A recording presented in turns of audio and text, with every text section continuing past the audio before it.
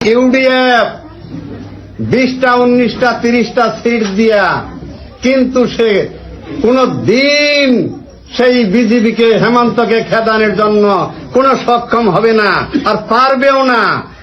কাকু আসলেই আপনি সত্যটা জানেন না, দেখে নেন তারপরে কোন আর কি আরম্ভ করেন।